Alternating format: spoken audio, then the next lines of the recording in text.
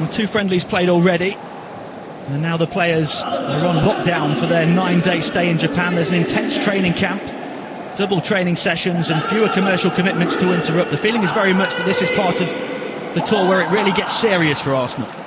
Yeah, I very much think so. You know, there's always going to be a serious side to these tours. Arsene Wenger won't have it any other way. I've been on tours with him myself. There's a lot of hard training and tiresome with the legs, and the games are important as well. You want to win this. And I think the hope this week as well is that it's when things really get serious in the transfer market too. Arsenal still waiting for that marquee signing that has almost been promised to the fans.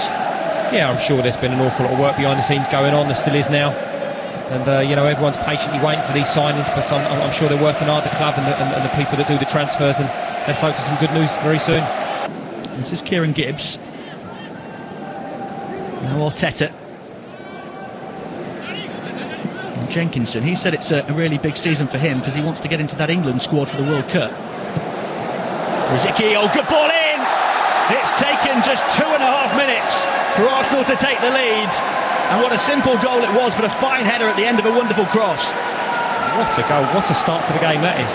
Fantastic cross, Thomas Rosicky. Carl Jenkins just feeds him inside, and he just hits the right area. Olivier Giroud pulls off the centre half, here we see it. Great ball, Thomas Rosicky.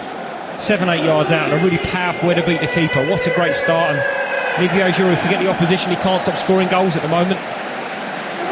Well, it didn't really matter who the opposition was there, because there was nobody around him, but that's only goal number 6 of pre-season in his, well, just the start of the 3rd game. Well, that's incredible as well. And there to see the pictures of Thomas Rosicky, deserves all the credit. All he did was pick the right area. It was a good run, very simple goal. But what a great headed finish as well from Olivier Giroud. Man, he's come back pre-season, he looks in great form. When the national team's Vietnam, Niger have had the ball. As the game's worn on, a lot of goals that Arsenal scored have been in the second half, and as the team's got more and more tired and they're on the attack, and Arsenal use their pace. Here we see it again in wide areas. And no more able to use that pace than Theo Walcott bursting forward here in support. It was Jenkinson who tried to touch it back.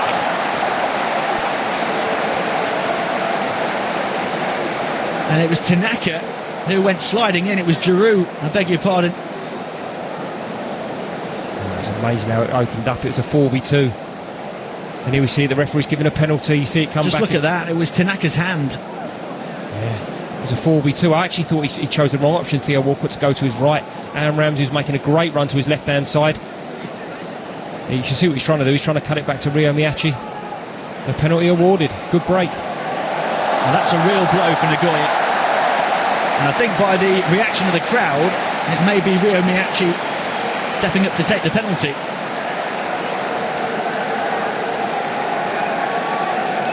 Well, it's Narazaki against Rio Miyachi. And you could tell that without even looking at the pictures. And he scores! Rio Miyachi back in his hometown and finding the back of the net and doubling Arsenal's lead. What a fantastic penalty. He's obviously under a bit of pressure. He knows his family and his friends are watching. He really want to make sure he scores this, but he keeps his head down, strikes through the ball right in the corner. What a fantastic strike from the young man. Good, great penalty. He just arrowed it off the laces, put his foot right through it, and you can tell it means plenty to him. And it meant plenty to this crowd as well.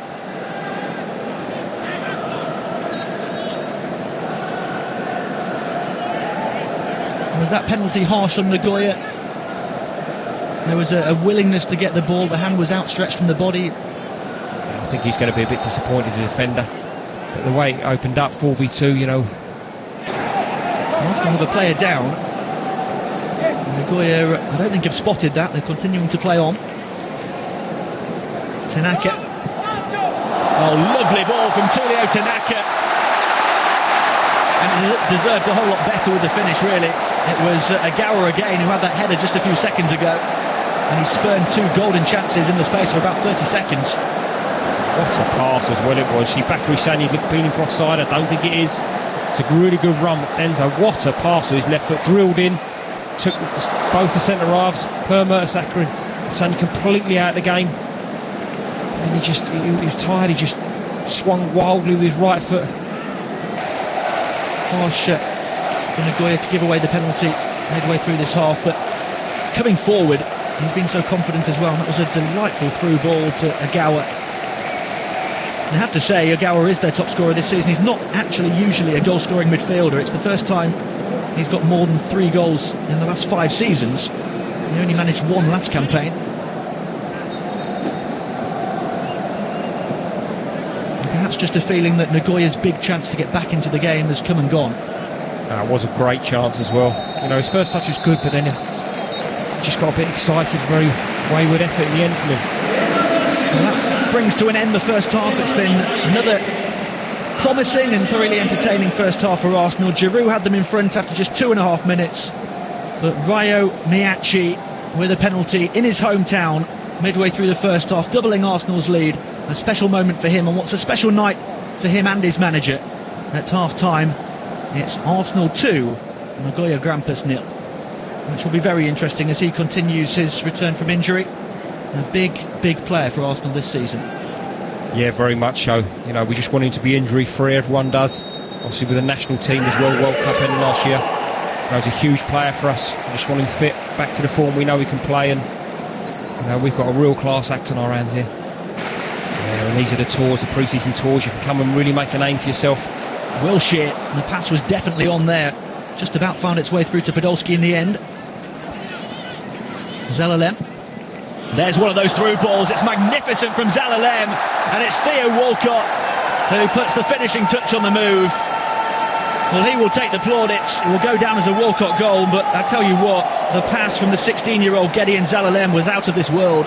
Wow, it's like showing the eyes. It's brilliant ability from the youngster. And Theo Walcott, in fairness, knows how good the youngster is as well. He knows if he makes that run, he can find him. Good first touch from Theo, brilliant dink finish. But the ball through to him, Zelalem. Not many players can do that. What an introduction to the second half. Brilliant finish from Theo, in fairness. It was almost a carbon copy of the pass he played against Vietnam on Wednesday. And Arsenal scored from that as well. And he's been compared to Cesc Fabregas, and you can see why. Yeah, he's very composed on the ball. He likes the ball in the final third. You know, Well, the very best managers always find a way to pick some kind of fault with their team's performance. It's never perfect as far as they're concerned. 14 goals scored over the first 2 games, make it 17 now. And we won't have liked to have seen Vietnam score that late goal.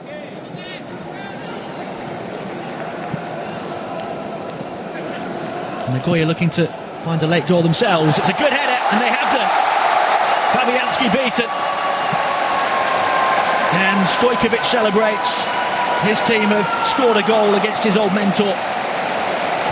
It's a good goal as well. First time good delivery down the right-hand side. He arrives late.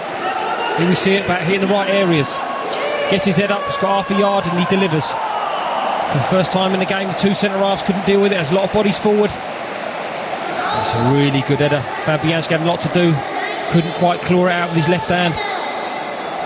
And you can see what it means to Dragan Stojkovic. Kishiano heading a goal here with under 20 minutes to play for Nagoya. Fabianski got fingertips to it, not enough to keep it out. And you have to say they've carried that threat, particularly in the second half. One final push for Nagoya.